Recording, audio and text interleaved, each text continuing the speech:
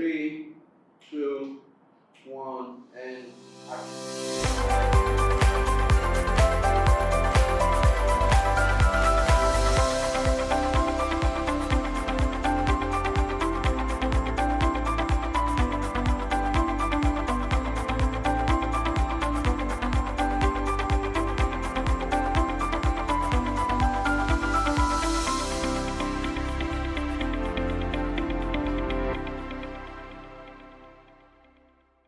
Hello, welcome to Business Chat with Inky. I'm so excited again today because today's topic is one that a good number of you need to listen to. Now, one of the things I find myself doing every week is hiring employees for small and medium scale businesses. Now, you have to ask yourself, why do you think that it is always so difficult to find the right staff, keep them, or it just seems as if they do not know what they're doing? Well, that's exactly what this whole video is going to be talking about. So, hiring for a small business or a medium scale business is not like hiring for, the big firms, the larger corporations. You don't hire them based on just what their CV says. I can tell you that for a fact. Now, there's something I normally tell my team.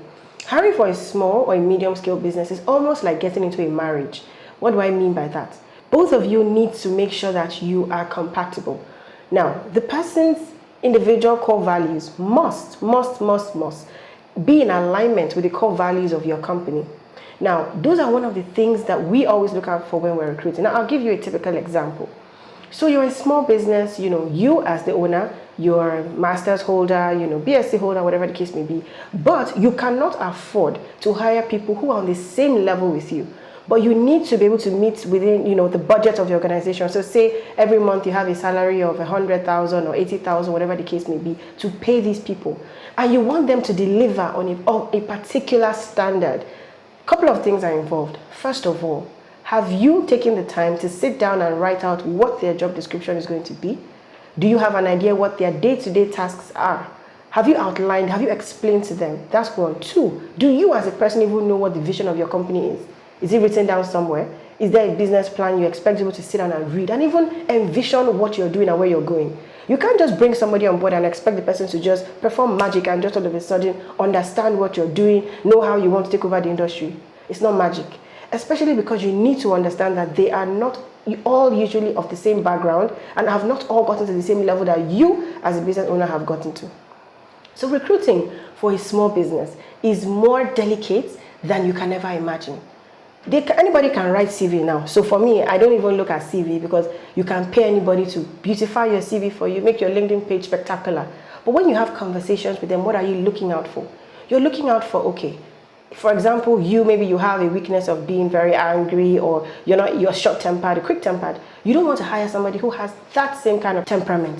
So we always make sure that we give them tests to write, temperamental tests, psychological tests. We want to know, how do these people fit into the organization? Now, for me, the reason why we recruit is because we understand what the gaps in the industry of that particular company, what they are facing, and we understand what they need to fill. So we try as much as possible to find somebody who is able to fit into that organization, not somebody who just has the knowledge or has the skills, but somebody who is able to blend in, somebody who is able to work and cohabit with the business owner especially. Because we don't want to have calls and then you say, oh, this person is always shouting, this person is always late, this person is always angry.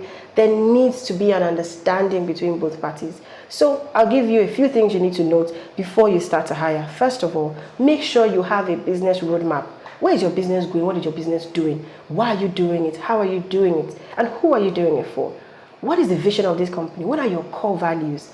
What do you want your staff? What should they have in them?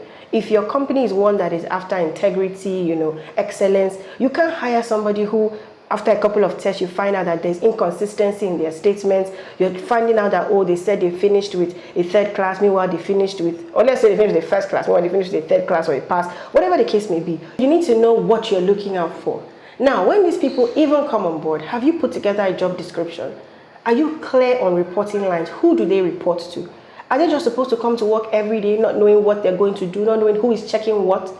At the end of a month, at the end of a quarter, do you appraise their performance? How do you pay? You can't say, because somebody did not work according to the way you feel like they should work, you're not going to pay them that month.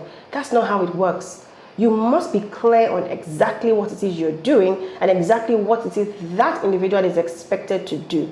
So for us, when we talk about HR management or staff management, what it means for us is really understanding how to manage your team, ensuring that you're getting the best value from them, and then also ensuring that they are also being fed. So you can't just put them there to work. You must make sure that they're being trained. You must understand, okay, what are this person's personal goals, and do they align with the vision of this company? So it's not a case of, oh, these people are not just doing a good job and they just don't seem to want to work. Another important thing that I have to be honest with you about is the fact that you as a business owner, you need to check yourself. A lot of times you find out that the reason why your staff are not able to stay long term with you is because you haven't checked and assessed yourself as a person to see, okay, what am I bringing to the table for these people? Am I the kind of leader that is required for this organization? Everybody doesn't have to be born a leader. You can take trainings, you can read books, you can find ways to make yourself better. Evaluate yourself. Talk to somebody you can open up to. Talk to somebody who can evaluate even your own performance as the owner of this organization.